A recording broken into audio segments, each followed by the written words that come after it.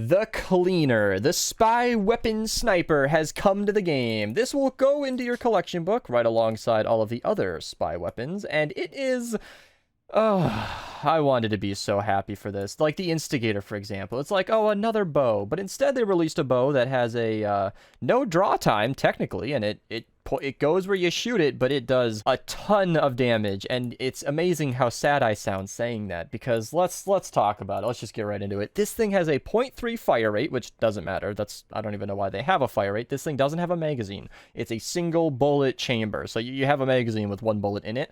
A crazy amount of range, 25,000 is consistent with like the Spyglass, and I think the Obliterator, I'll check that while I'm talking here, which is very, very long and is basically cross-map for snipers. You can see the Obliterator has the same. So whatever's in your crosshairs, if you pull the trigger, it's going to get hit, assuming your leg is all up to snuff and everything. But this is the kicker and why I am so upset about this.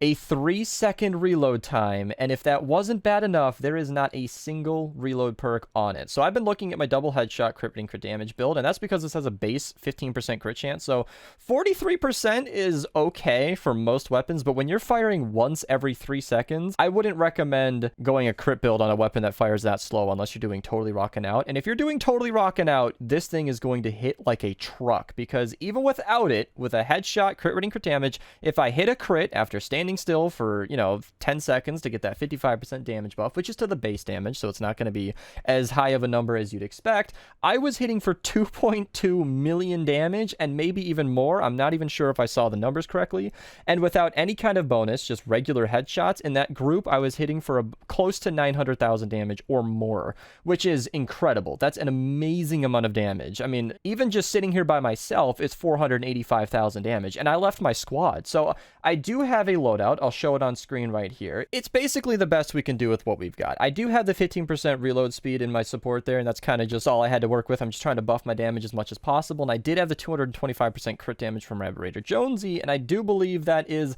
a little bit better than the Redline Ramirez, although her 17% damage isn't that significant, and that extra fire rate is great if you're using a faster firing sniper, but as I said, you are limited by that reload speed, and she won't do anything for your reload. Now, that brings us to an interesting topic, because looking around here, I don't even know if I have Chromium Ramirez. I think I do. Chromium Ramirez is the only hero in the game that can actually buff your reload right now. As I'm recording this, if this changes in the future, please use whatever hero you are aware of that buffs your reload speed, because if you have a 50% faster reload speed in your lead, that's not bad. That might actually help a little bit. If that 50% is, as I understand it, it might be like a 1.5 reload on that sniper, and if that's the case, that might actually be good, but that raises two problems that I have. One, you are going to lose out on the damage buff of a primary sniper lead, so you're not going to have the 225% extra crit damage, not like you need it, and you're not going to have that extra fire rate, which is negligible, and you want to have that 17%, and the main,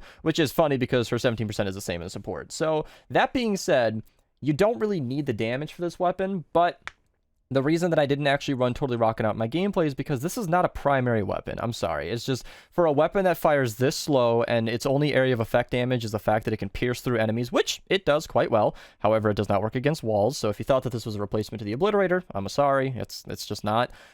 It's just not a primary weapon. It shoots too slow, and it doesn't affect enough enemies, whereas I actually had a great clip here where Aiden was over here defending the Atlas, doing the objective. He was getting swarmed by zombies, and I'm back here just slowly picking off mist monsters, because that is, like, the most useful I felt I could be with this weapon. I had to run a deatomizer and clean things up, because that's the only other way I could actually get gameplay for this without losing the mission, which we ended up doing anyway, because I was more focused on getting gameplay on a mini-boss, and we got smokescreen. But it doesn't really matter, because what's important to say is, like, if you're using this against a mini boss, you'll be doing tons of damage. I mean, 2 million without even totally rocking out is an amazing crit damage. That's huge. Obviously, Reverator Jonesy in the lead giving you 225% crit damage is going to be nice and useful, but it's not a weapon that I'd highly recommend. I think your best bet for this weapon is to go ahead and maybe run it as a secondary and use something that's more effective against more enemies all at once. But unfortunately, as of now, unless there's a niche that I'm unaware of, I'm not certain that this is going to be good for much. Somebody in chat recommended maybe using this against the UFO and Endurance, and that could be great. I mean, its headshot multiplier is insane, but that's useless against the UFO. To go back to the perks here, if you're going to be using it against UFO, you're going to want crits, and that brings me into the best perks for this weapon.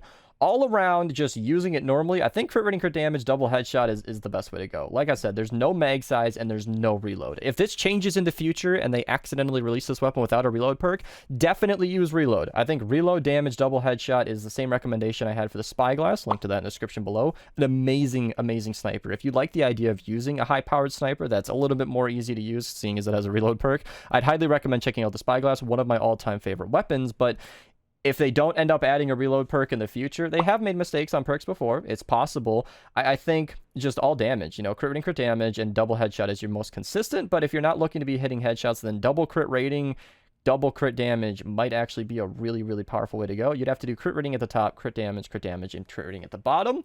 I don't think damage to Miss Monster's boss is afflicted or slow incident. I don't think any of that's going to be useful to you, because as I understand it, the 6 perk is consistent. You are always going to get that, you know, extra % damage for standing still, which is my least favorite thing, because on top of being extremely slow firing, slow reload, and extremely high damage, you now are encouraged to stand still and do very little for 10 seconds, which...